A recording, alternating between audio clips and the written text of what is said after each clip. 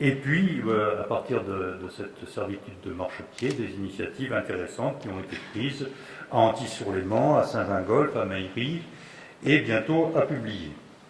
Les sports nautiques sont bien développés et doivent être encouragés avec des services de qualité, à condition, bien sûr, que ces bases s'inscrivent dans le respect des sites, paysages et secteurs fragiles, avec, c'est la demande forte de l'État, des aménagements doux et bien intégrés. Ce qui explique, à contrario, que l'on ait refusé un parc aquatique gonflable à Antille-sous-Léman et que l'on réglemente sévèrement la pratique du jet ski. Alors c'est quelque chose qui agite ces jours-ci la presse. Du côté suisse, il y a une interdiction totale. Du côté français, il y a une réglementation extrêmement sévère. Des contrôles qui sont faits par la gendarmerie et qui conduisent à sanctionner les pratiquants qui ne respectent pas cette réglementation. Quant aux bases de jet ski dont on entend parler, à la base de jet ski dont on entend parler, il y a là une infraction au Code de la propriété publique et donc une contravention de grande voirie. Et le préfet a demandé hier à la présidente du tribunal administratif de Grenoble de sanctionner cette infraction. Nous avons 4300 places pour la navigation de plaisance dans les ports publics et privés. On évoque régulièrement un besoin supplémentaire de 800 anneaux, mais sans dire que c'est vraiment un maximum. Et on ne peut pas aller au-delà, et même dans cette direction, sans connaître précisément la nature de la flotte et sans s'être posé vraiment la question du type d'outillage portuaire à privilégier. À ce stade, je dirais qu'il faut faire effort sur les embouchures des cours d'eau. Ça a été fait du côté suisse et c'est un travail que nous avons à mener du côté français en allant jusqu'à la suppression des stationnements pour des raisons évidentes écologiques. Il faut analyser finement et globalement les projets de port dans une vision globale du territoire. C'est ce qui a été fait à Publier, ce qui est en train de se faire avec une procédure de déclaration d'utilité publique qui vient d'être lancée. Ça ne se fera pas à Messery, où l'affectation de terrain à l'effet de création d'un port à sec vient d'être annulée par le tribunal administratif. Partant de ce diagnostic, quelques pistes de réflexion sur la préservation de l'environnement lacustre, une priorité sur le delta de la Drance, sur le golfe de Coudray, les secteurs d'Aix-en-Vaux, de Messery, de Champs, de Meillerie, de Saint-Gingolph, et puis des secteurs de taille plus réduite, mais importants sur le plan écologique, la préservation des roselières, des omblières, des frayères, des estuaires, des cours d'eau.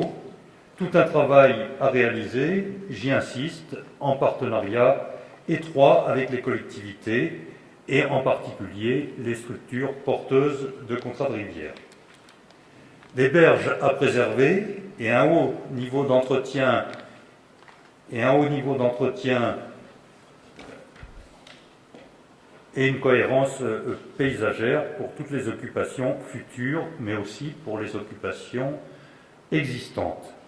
Des solutions alternatives à l'artificialisation des berges et une remise en état des sites après révocation des autorisations d'occupation temporaire. Il y a un arrêté préfectoral qui encadre ces autorisations d'occupation temporaire et nous sommes en train de réfléchir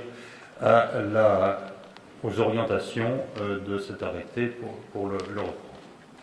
Le maintien des accès au lac à travers les sites publics de baignade en évitant de multiplier les structures de petites restaurations ou de location d'engins de plage et autres trampolines flottants et en s'appuyant sur des démarches ambitieuse comme à Publier et je l'espère comme à Mestris dans une démarche de reconquête de ces espaces.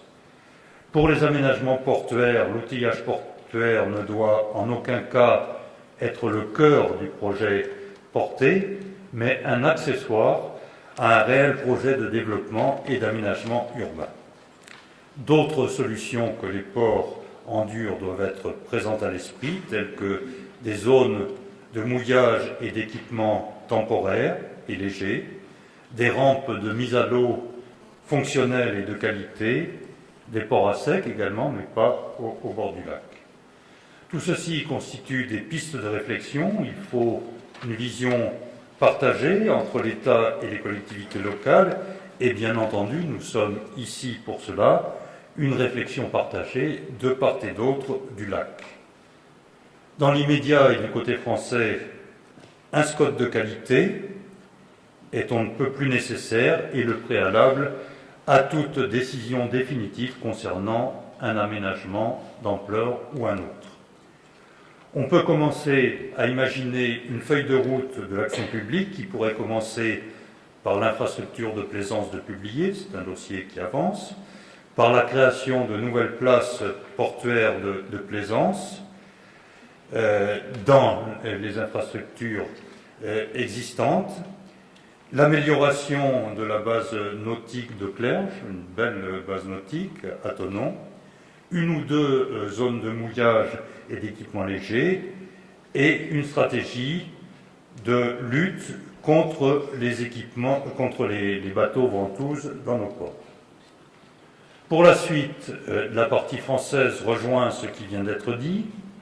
Il serait utile d'avoir une enceinte de concertation et de coordination entre la France et la Suisse pour mieux partager les grands objectifs et les grandes orientations de l'action publique autour et sur le lac Clément, sur la thématique des aménagements et infrastructures. Alors à ce jour, la CIPEL est une enceinte de concertation dont le rôle, vous le savez, est limité et encadré par ses statuts autour de la gestion et de la surveillance qualitative des eaux du Léman, mais l'initiative d'aujourd'hui traduit une envie qui correspond certainement à un besoin d'aller plus loin dans le dialogue franco-suisse. De même, au niveau franco-français, la vision du littoral a jusqu'à présent été relativement segmentée, tant du côté de l'État que des élus locaux, et on ne s'est sans doute pas donné suffisamment les moyens de se doter d'une vision globale, d'ensemble et cohérente, qui permette d'appréhender chaque projet d'aménagement, non plus au niveau d'une commune, comme jusqu'alors, mais au niveau de l'ensemble de la bande littorale. Les enjeux environnementaux sont ceux qui, justement, méritent d'être pris en compte à une échelle plus globale et plus large que la commune, et cette vision d'ensemble doit donc être partagée entre l'État, gestionnaire du lac et du domaine public, et les élus rassemblés au sein du SIAC et dotés, le dit SIAC dans ses statuts, de la compétence schéma de cohérence territoriale. Les deux exercices binational et franco-français sont complémentaires. Ils laissent augurer à travers et à partir des travaux d'aujourd'hui des perspectives très intéressantes pour progresser dans une vision d'avenir, porteuse d'avenir pour notre lac Léman, et c'est tout le mal que je souhaite aujourd'hui à notre lac.